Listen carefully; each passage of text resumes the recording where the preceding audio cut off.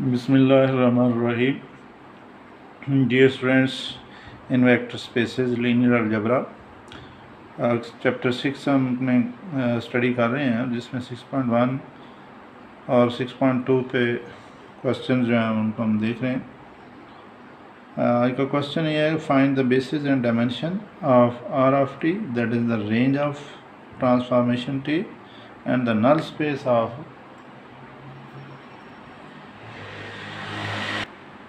Space of that transformation.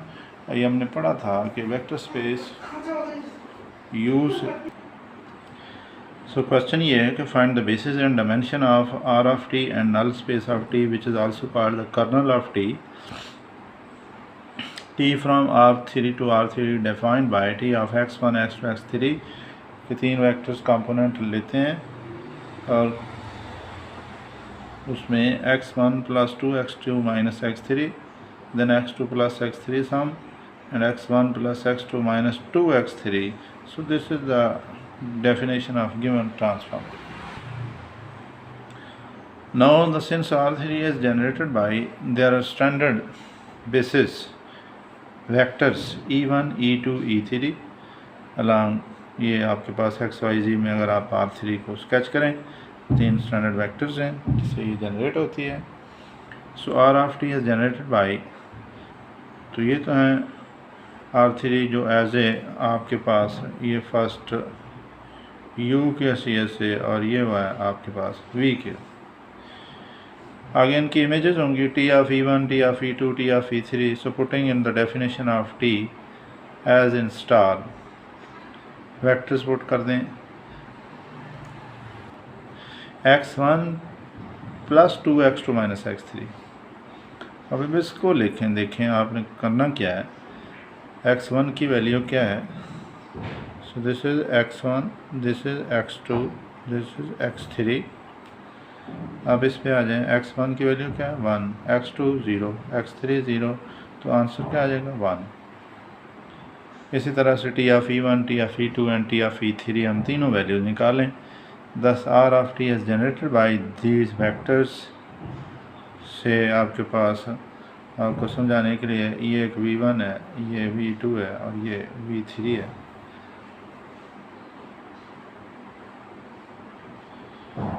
ये एक तीन वेक्टर्स हैं जिनसे ये जनरेट होती है।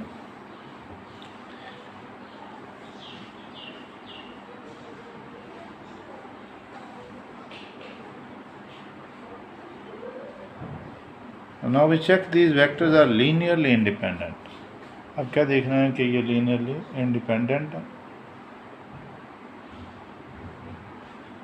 और linearly independent के लिए क्या देखेंगे, इनका एक linear combination बनाएंगे। अगर उसमें सारे के सारे constant जो स्केलर्स हैं हमारे 0 की इक्वल आ गए तो फिर linearly independent है, और अगर उनमें से एटलीस्ट हमें कोई एक वैल्यू मिल जाती है तो then they are called dependent। तो अब आप ये काम करेंगे, AN2 फर्स्ट जो आपने कहा था V1 है, ये V2 है, ये V3 है, तीनों वेक्टर्स 1 by 1 और ये 0 वेक्टर। इनके इक्वेशंस बना लें A + 2B - C B + C on comparing we have. अब हम क्या करेंगे, इनको कंपैरिजन करते हैं।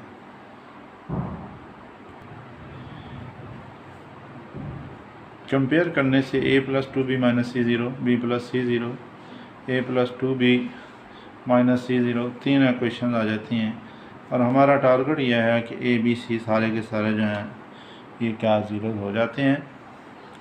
इन इक्वेशन को सॉल्व करेंगे। A + 2B - C equation 1 and 3,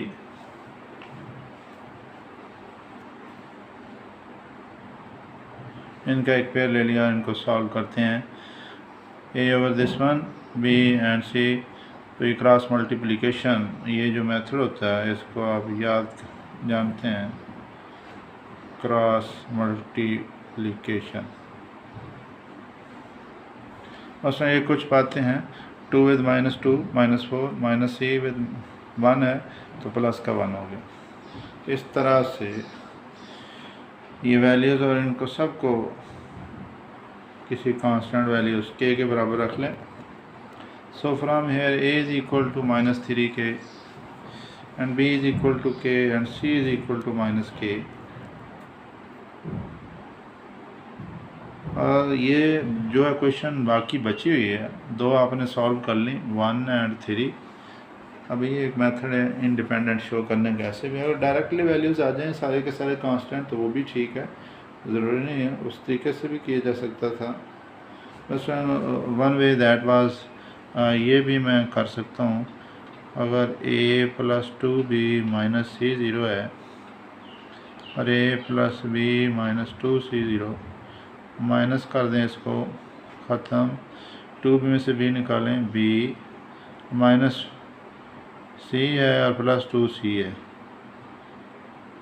+2c ऐसे हो जाएगा, -c +2c। So again b + c और 2 जो है वो भी b + c है, so that is equal to 0। So nothing could be obtained। तो इस तरह हमने इक्वेशन 2 में वैल्यूज़ पुट की और देखा कि k की वैल्यू जो है वो 0 है। अब k की वैल्यू जब आप लगाएंगे यहाँ तो आपके पास शॉर्टली ऑल ABC जो हैं वो सारे के सारे ज़ीरोज़ बन जाएंगे। Thus the given set is linearly independent which forms a basis for R of t, basis बनाता है, and the dimension of R of t is 3, चूँकि वेक्टर कितने थे, 3 थे। Now we find the dimension of n of t, null space and also as the kernel space of t। Let x1, x2, x3 belongs to n of t, कि अगर हम ये एक vector लेते हैं n of t को belong करता है, if t of x1, x2, x3 all equal to 0, यकीनन जो भी वेक्टर आप लेंगे तो उसके लिए t of u जो है that must be equal to 0, ये हमें पता है। तो ये इनकी वैल्यूज़ लगा लेंगे हम अकॉर्डिंग टू 1, 2 और 3। इस तरह से क्वेश्चन 1 और 2 से कहता है सॉल्व करते हैं x1 + 3x2, यानी एडिंग इक्वेशन 1, इनको ऐड करने से ये वैल्यू निकल जाती है x1 = -3x2। x1 की ये वैल्यू लगा दें इसमें नंबर 3 में, तो x3 = -x2। So from here if x2 को लेट कर दें ये आर्बिट्ररी वैल्यूज़ जो है वो हम दे सकते हैं, तो x3 की वैल्यू भी 1 निकलती है, x1 की वैल्यू भी -3 है। So this vector spans n of t, तो इसका मतलब है इससे हमारे पास जो है जहाँ पे ये इनकी इमेज हमने डेफिनेशन जो बाय डेफिनेशन ली थी ऑल इक्वल टू 0, पहले वेक्टर पे ये क्या था, t of e1, इस तरह दूसरे पे, तो ये 1 by 1 आपके पास, और ये वैल्यू रखने से एक वेक्टर जनरेट होता है जो कि स्पैन करता है, और जो भी generating set is always linearly independent, और this is a base for n of t, null space की ये बेस है।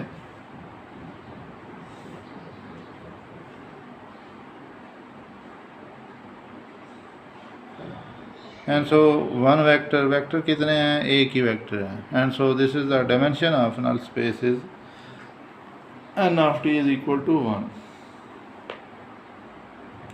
R of t की जो डायमेंशन है वो आपके पास